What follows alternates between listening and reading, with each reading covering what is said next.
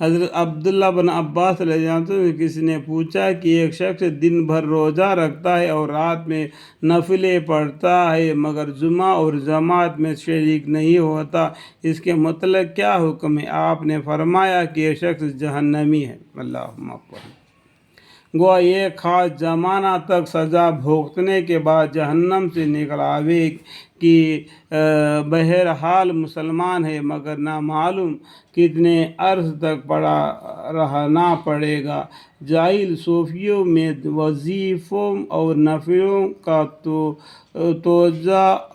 تو زور ہوتا ہے مگر جماعت کی پرواہ نہیں ہوتی، اس کو وہ بزرگی سمجھتے ہیں، حالانکہ کمال بزرگی اللہ کے محبوب کا اتباع ہے۔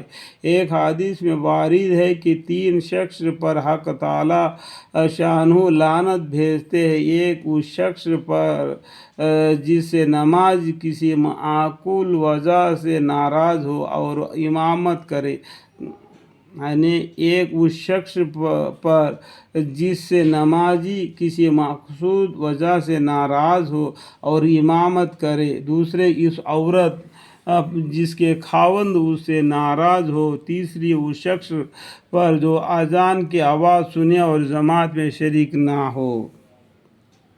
گویا ایک خاص زمانہ تک سزا بھگتنے کے بعد جہنم سے نکل آئے، بہرحال مسلمان ہے مگر نامعلوم کتنے عرص تک پڑا رہنا پڑے گا۔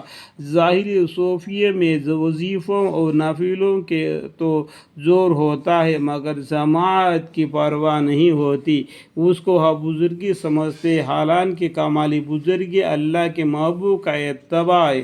ایک حدیث میں وارد ہے کہ 3 شخصوں پر حق تعالی شانہ لعنت بھیجتے ہیں۔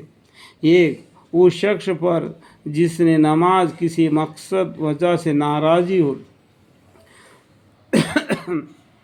ایک اس پر جس سے نمازی مقتدی اسے ناراض ہو اور وہ امامت کرے، دوسری اس عورت پر جس کا خاوند اسے ناراض ہو، تیسری اس شخص پر جو اذان کی آواز سنے جماعت میں شریک نہ ہو۔